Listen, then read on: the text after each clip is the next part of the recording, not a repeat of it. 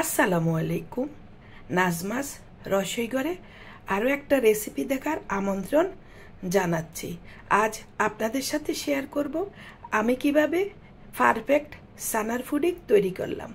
তাহলে চলুন রেসিপিটা শুরু করি।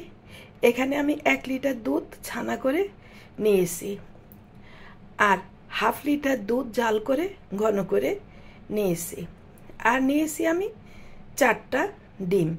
আমার এখানে ডাবল কুসুমের ডিম, তাই আমি 4টা নিয়েছি। আপনারা 1 কুসুমের ডিম হলে 8টা ডিম নেবেন। ভ্যানিলা এসেন্স, কনডেন্স মিল্ক, এলাচ পাউডার, এই সবগুলো উপকরণ আমি একদম রেডি করে নিলাম। তাহলে চলুন যেই বক্সে আমি বা যেই মোল্ডে আমি পুডিং সেট করব সেখানে আগে আমি ক্যারামেল তৈরি করে নিই। চুলায় আমি মোল্ড বসিয়ে দিয়ে হাফ কাপের চেয়ে সামান্য কম চিনি দিয়ে দিলাম।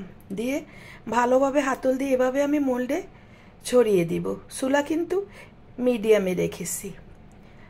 আস্তে আস্তে যখন চিনিতে কালার আসা শুরু করবে তখন ভালোভাবে চারদিক থেকে নেড়ে দিতে হবে, না হয় ক্যারামেলটা একদিকে বেশি গাঢ় হয়ে যাবে। তবে বেশি গাঢ় করা যাবে না, কারণ ঠান্ডা হতে হতে ক্যারামেল আরও বেশি গাঢ় হয়ে যায়। আপনারা আপনাদের পছন্দ মতো করে নেবেন। আমি চুলা অফ করে দিলাম, দিয়ে ভালোভাবে নেড়ে দিলাম আর ঠান্ডা হওয়া পর্যন্ত অপেক্ষা করতে হবে। এখন আমি প্রথমে ডিমগুলো ভেঙে নিব। তাহলে চলুন, ওই যে আমি বলেছি 1টা ডিমে 2টা কুসুম, ম্যাজিক ডিম। এখন বাজারে এই ডিমগুলো পাওয়া যাচ্ছে, অনেক বরকত। 1টা ডিমের টাকা দিয়ে আপনি 2টা ডিম পেয়ে যাবেন। লক্ষ্য করেন, 1টা ডিম থেকে 2টা কুসুম। যদি 1 কুসুমের হতো তাহলে আমি 8টা ডিম নিতাম। সবগুলো ডিম আমি ভেঙে নিব। এক এক করে আমি ডিমগুলো ভেঙে নিচ্ছি। আর ডিমের সাইজগুলো কিন্তু অনেক বড় বড়। ছোট সাইজের ডিম হলে 9টাও নিতে পারেন। 1 লিটার দুধের ছানাতে 8টা ডিমেই পারফেক্ট। সবগুলো ডিম আমি ভেঙে নিলাম। দেখেন 4টা ডিম থেকে 8টা ডিম হয়ে গেল। একটা ব্লেন্ডারের জার নিয়ে নিলাম। প্রথমে আমি ব্লেন্ডারের জারে ডিম দিয়ে দিব। ডিম দেওয়ার পর আমি দিয়ে দিব ছানা। আর দুধের ছানা বানানোর রেসিপি আমি আপনাদের সাথে শেয়ার করব, কিভাবে পারফেক্ট দুধের ছানা তৈরি করবেন। সবটুকু ছানা আমি দিয়ে দিলাম। এখন দিয়ে দিব ঘন করে রাখা দুধ। দুধটা কতটা ঘন হয়েছে কালার দেখলেই বুঝে নেবেন। এখন দিয়ে দিব আমি 7 থেকে 8 ফোঁটার মতো ভ্যানিলা এসেন্স আর দিয়ে দিব কনডেন্স মিল্ক। এই কনডেন্স মিল্কটা আমি 1 কোটা কনডেন্স মিল্কের থেকে অল্প কিছুটা কনডেন্স মিল্ক রেখে দিয়েছি। 4 ভাগের 3 ভাগ কনডেন্স মিল্কে আমি দিয়ে দিলাম। আর দিয়ে দিব সামান্য এলাচ পাউডার।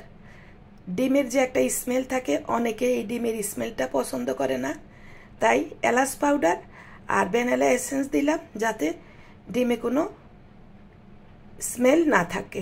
সুন্দর একটা গ্রানও হবে এলাচ পাউডার থেকে। এখন সব কিছু ভালোভাবে আমি ব্লেন্ড করে নিব, একদম মসৃণ করে ব্লেন্ড করব। আর একটা টিপস দিচ্ছি, ব্লেন্ডারে যখন কোনো কিছু ব্লেন্ড করবেন প্রথমেই 1 মিনিট করবেন না, 10 সেকেন্ড 15 সেকেন্ড করে করে বাড়িয়ে নেবেন। এতে আপনার ব্লেন্ডারটা ভালো থাকবে। আমার ব্লেন্ড করা হয়ে গিয়েছে। দেখেন সব কিছু মিশে একদম মসৃণ একটা ডো তৈরি হয়েছে।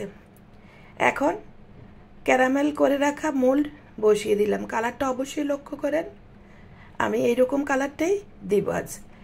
এখন দুধ ডিমের মসৃণটাকে আমি সেকে নিব।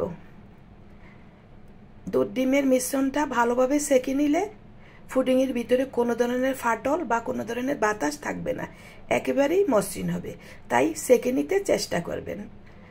সেকে না নেওয়ার কারণেই অনেকেই প্রশ্ন করে ডিমের পুডিংয়ের ভিতরে ফাটল আছে বা ছোট ছোট ছিদ্র আছে, এর কারণ একমাত্র সেকে না নেওয়ার কারণে।